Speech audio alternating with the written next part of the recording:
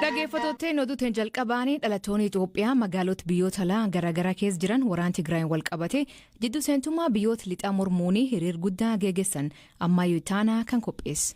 Dhalattoonni Itoophiyaa magaalota biyyoota alaa garaagaraa keessa jiran waraana Tigraay wal qabatee gidduu seentummaa biyyoota lixaatu jira jechuun isallee mormuun hiriira guddaa gaggeessan. Teessoo mootummaa Ameerikaa kan taate Waashingtan DC'tti dabalatee magaalota kaanittis lammiileen Itoophiyaa Eertiraa fi kaan kumaatamatti lakkaa'aman hiriira kanarratti hirmaataniiru. Mormii masaraa mootummaa Ameerikaa jechuunis White House duratti gaggeeffameen kanneen hiriira ba'an Ameerikaa dabalatee biyyoonni lixaa gariin gidduu seentummaa fi dhiibbaa mootummaa Itoophiyaa irra taasisan jedhan akka dhaaban gaafatan. Ameerikaatti ambaasaddarri Itoophiyaa Fitsum Araggaa guyyichi guyyaa seena qabeessa ture jechuun ibsaniiru. Akka ambaasaddar Fitsumitti lammiileen 10,000 lakkaa'aman magaalota addunyaa 27 ta'an keessa hiriira bahaniiru. Israa'el, Ingiliz, Afrikaa Kibbaa fi kaanis dabalatee hiriirtonni hedduun daandii gubbaa ba'uun sagalee dhageessaniiru.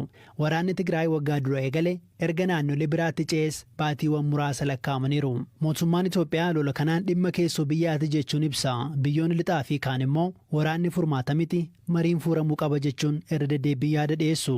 Mootummaan miidiyaaleen idil addunyaa biyyoota alaa haalli waraanaa kanatti gabaasan sirrii akka hin taanee fi finciltoota TPLF'if kalloo godha jechuunis irra deddeebiin kaasa. Kanneen hiriira magaalota garaagaraa keessatti hirmaatanis dhimmoota kanneen irra deddeebiin kaasanii morman. Keessattuu dhaadannoo No More yookiin Nigaa jedhuun marsaalee hawaasaa gubbaa dabalatee duula bal'aa taasisaa jiru. Dhaadannoo hiriirtonni dhageessaa turan keessaa kanneen TPLF balaaleffatan deeggarsa ministeera muummee Abiy Ahmediif qaban kan itti agarsiisanii fi miidiyaalee idil addunyaa kan itti balaaleffatan ture. Ministeerri dhimma alaa US Antoonii Bilinkan torban darbee keessa Naayiroobiitti miidiyaaleef ibsa yeroo kennan qaamoleen hundi of duuba akka deebi'an waboo fi TPLF imala gara Finfinnee godhan akka dhaaban akkasumas qaamoleen hundi walitti dhufanii waraana dhaabuuf marii eegaluu qabu jedhaniiru. Mootummaan Itoophiyaa waraana kanaaf fala karaa nagaa soquuf fedha akka qabu ibsee kun ta'uuf garuu hidhattoonni TPLF naannoo Affaarii fi Amaaraa keessaa bahuu qabu, haleellaa raawwataa jiran dhaabuu qabu akkasumas mootummaa federaalaaf beekamtii kennuu qabu jedheera. Gama kaaniin hooggantoonni TPLF immoo marii dhukaasa dhaabu gochuuf danqaa deeggarsaa irratti kaa'ame jedhan kaasuu akkasumas tajaajiloota bu'uuraa Tigraay keessa ugguraman deebisanii banuu fi kaanis akka haldureetti kaa'u. Lakkoofsi namoota waraana kaaba Itoophiyaan lubbuu isaanii dhaban sirriin beekamu baatullee kanneen kumaatamaan lakkaa'aman du'a kennuullee dhaabbileen idil addunyaa adda addaan tilmaamu.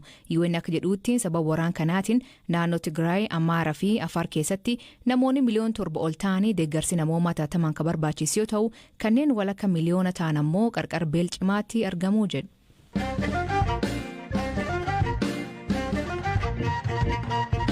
Godin Shaawaa Lixaa aanaa miidhaqaanyee keessatti aangawoonni mootummaa 3 ajjeefamuu BBC'n aangaa mootummaa irraa odeeffate.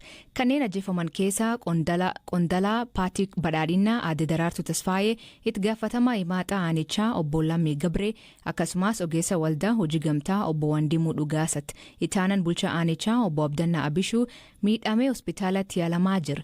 Aangawoonni kunniin adoo Amboo galaa jiranii jidduutti ajjeefamuu Komishinii godinichaatti kominikeeshinii godina lixaa dhiifama kominikeeshinii godina Shaawaa Lixaarraa obbo Tasfaayee Mireessaa BBC'tti akkaataa ajjechaan kun itti raawwate ammayyuu itaanaa dubbii hima Paartii Badhaadhinaa Oromiyaa obbo Gizaachoo Gabbisaa gaafate.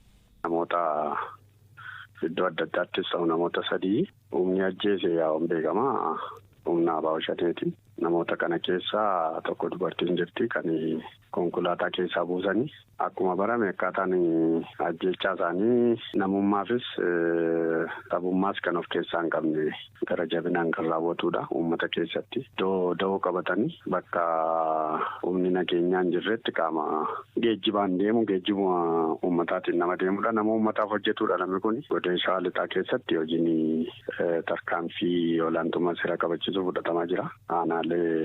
Akka Abuna Gindabaratti fa'itti tarkaanfiin wal fakkaatu jalluutti akkasumas aanaalee kaan keessattis fudhatamaa hin jira. Tarkaanfiin kun itti fufiinsaan kan hojjetamaa jirudha. Humni bosona da'oo godhate kun ammas ajjechaa, saamicha, qabeenya uummataa gubuu, manallee gubuun jira. Amma mana namaa gubuutti. Tarkaanfii fudhataati kan jiranii kan ammoo uummanni ifattees balaaleffachaa kan jirudha. Gochi kun itti fufiinsaan haadha daa'imaa jechaan jiru abbaa ijoollee abuna Gindabarateetti karaa wal fakkaatuun maatii tokko keessaa hanga nama 3 kan ajjeesan illee jira. Kan hooggansa mootummaa qofatu hin ta'in siviilii namoota nagaa maatii qe'ee isaanii jiran ijoollee barattoota daa'immanis dabalatee iddoon itti ajjeesan jira. Tarkaanfii wal fakkaatu humni kun iddoo adda addaatti da'eeffatee karaa dhokateen tarkaanfii fudhachuutti argama. Mootummaan immoo kana dhaabuudhaaf nageenya uummataa mirkaneessuudhaaf tarkaanfii fudhachuu irratti argama. Mogodeen Shawaa Lixaa keessatti aanaalee adda addaa keessatti tarkaanfiin olaantummaa seeraa kabachiisuutti fufee jira. Dubbii himaan idil addunyaa waraana bilisummaa Oromoo Oda Tarbii kan loltoonni isaanii yeroo baay'ee ajjecha kanaan himataman aangaa'ota kanaa wobboon ijjeesuu akka ta'e kan raawwate qaambira ta'uu hima. Aangaa'ota mootummaa yeroo adda addaatti ajjeefamuun isaanii naga'ama. Yeroo baay'ee quba nutti qabama. Garuu akka seera keenyaatti aangaa'ota mootummaa yoo ta'aniyyuu yoo akka balleessaa qabu yooma jedhamaniyyuu akka seera keenyaatti taargetii gochuu orkaadha. Bakka baay'eetti riippoortiin kan nu bira ga'aa jiru hojiuma akkasiin kan qaama adda addaanii gaggeeffamaa jiru nu bira ga'aa jira. Ajjechaatti dabalee nama godhanii maqaa wobootiin birrii namarra dimaandii kan godhaa jiranis jira. Waan akkasii walumaa galatti hin balaaleffanna. Nama nagaa taarget gochuun waan nu bira fudhatama qabu miti. Kanuma dhagaa karaa keenyaa ilaalchi nu hin qabnu.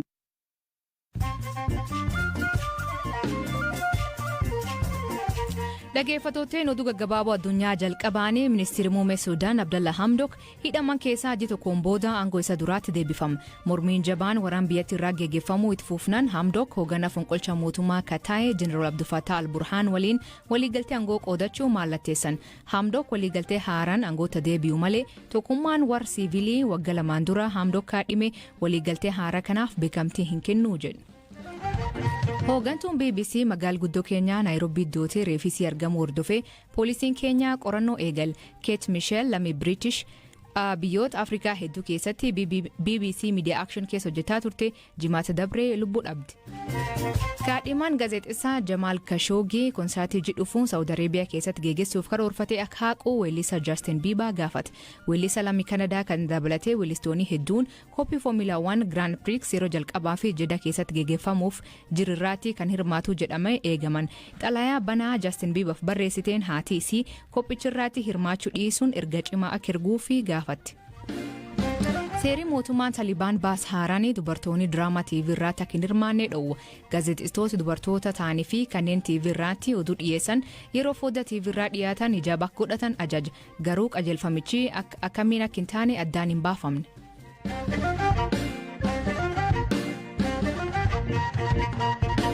Jimaata dabree walitti bu'insi godina Shaawaa Lixaa saba Amaaraa fi Oromoo jidduutti uumameen namoonni 22 ol ajjeefamuu qabeenyi barbadaa'uu fi namoonni hedduun qe'ee isaaniirra buqqaa'uu jiraattonni BBC'tti himan. Haleellaa aanaa noonnoo gandoota Mattuu Sillaasee, Mattuu Qeendee fi Taltalee Beerree keessatti raawwateen namoonni hedduun namoonni dhabamuu fi kaan madaa'uu himan. Jiraatan ganda Mattuu Sillaasee obbo Bulloon ka haleellaa kanaanii ilmi isa dhabee hidhattoonni Amaaraa shane barbaan jechuun mana isaanii diiganii qabeenya isaanii balleessuu hima. Dabalataan gammaa tasgabbiin akka hin jirre ibsa. Bulchaan aanaa Oromoorraa meeshaa guureetti zimmi jedhee nu ficcisiise innaa kana shanee eegaa jedhee itti kenneen shanee dhiisee uummanni Oromoo hunduu shanee dhabee uummata Oromoo amma jiru mul'isee ficcisiise. Meeshaa torbee lamaan darbe keessa guure 22 amma onaa duranii jiru. Namoonni immoo rukutamanii ciisaa jiran namoota 4. Kaanumallee mana yaalaatiin karaa gahaa nu dhabnee bulchaan aanaa ambulaansii jirullee nuuf geessuu dide. Amma kun asitti reeferiin nama 4 barraa'ee amma yoowwanaa kan jimaata darbee rukutaman irraa iddoo kana ciisaa jiru asitti saqayyaamaa jiru. Ganda Beerree keessaas amma edallee mana 18 gubame. Namoonni 3 du'anii jiru. Jiraatan biraa kan maqaan isaa dhaamiin hin barbaanne haleellaan kun erga shaneen uummata Amaaraa irratti tarkaanfii fudhateen booda uumamee jedha. Hidhattoonni kunneen Amaarri kunnaani isaan uummata Oromoo kan waliin jiraatan irratti tarkaanfii fudhatanii jedha. Walitti bu'iinsi jalqaba qaama shanee jedhu ajjeechaa fi gubannaa uumee ture. Sanaan shanee jechuun Oromoo kan jedhuun immoo Oromoo naannoo sana jiran irratti tarkaanfii fudhachuu jalqaban. Wanta akkasii jira. Namoonni baadiyyaa keessatti bakka tokkottis awwaalamanis jiru. Magaalaa keessas kan namirmannaa deeman kan du'an jiru. Bulchaa naannichaa obbo Warqina Furgaasaa lakkoofsi namoota du'anii 20 ta'uu mirkaneesse garuu uummata hiikachiisuun akka isaan miidhaman adoon taane waraan kanaa harka diina galuu dhowwuu jedha. Calqaba dura duubaan namni 4 kan du'e saba Amaaraa hidhattoota kanaan jechuudha. Sana boodadha saba Amaaraa keessaas immoo akka waan yaa'u abaawoon shanii Oromoo bakka bu'u maqaa Oromootis qabsaa'u akka waan Oromoon Amaara ajjeesetti fakkeessuudhaan immoo namoonni humni finxaaleeyyii Amaaraa kunis shiftaan tokko jirti caakkaa keessa isaan immoo ba'anii uummata keenya rukutanii jechuudha. Calqaba ganda torba keessa diinni meeshaadhuma milishaa keenya irraa hiike meeshaan diinni kun immoo deebi'ee diinni ittiin uummata keenya waraana. Kanaaf kallattii mootummaan keenya giddu galeessa godhatamee meeshaan harka diinaa akka hin galleef jecha gandoota yaaddoo nageenyaa qabnu keessatti meeshaa muraasni poolisiin gara sooriitti akka deebisu godheera. Hojiin qaamni mootummaa hojjete kanadha. Isa kana immoo hawaasni mootummaan meeshaa hiikee akka isaan saaxilaman fakkaatetti mul'ate wanti nuufis akka komiitti kaasan jira. Kanaaf deemee kan hubatamuu qabu ammallee diinni meeshaa milishaa keenya irraa hiikuun itti fufee jira. Amma tasgabbaa jechuu hin dandeenya. Haleelaan akkanaa yeroo baay'ee erga wobboon tarkaanfii Amaaraarraa fudhateen booda raawwachuu himan. Akkanuma hajji muraasan dura aanaa kiraamutti tarkaanfii kana hordofee uummanni Oromoo kaffaltii baasuu himan. Himata kanaan wal qabatee kan dubbifne dubbii himaan idil addunyaa waraan bilisummaa Oromoo Oda Tarbii loltoonni isaanii sabbira waraanu waakkatee uummata Oromoo rakkoo keessa kan galchine hima.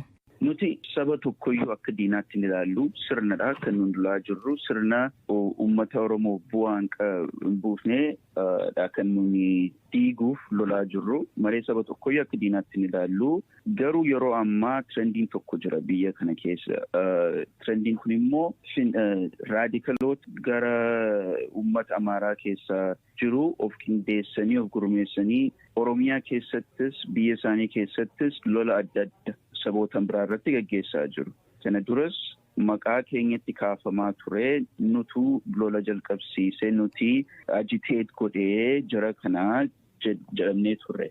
Keessaa hiramuu keessatti wanti raawwate wajjin wal qabate. Garuu kun dhugaa miti. Loltoonni keenya naannoo sana socho'anii kan jalqaba isaan tuqu isaan jaruma kanadha. Jarri kun immoo birrii bakka adda addaa argatanii hidhatanii waan akkasii raawwachuuf naannoo sanatti ergamu yookaan warrumaa achi jiranitti kontaaktii ta'anii leenjii adda addaa argatanii waan akkasii akka gaggeessanii fi ajaja argatu malee numiti kan waan akkasii jalqabsiisu.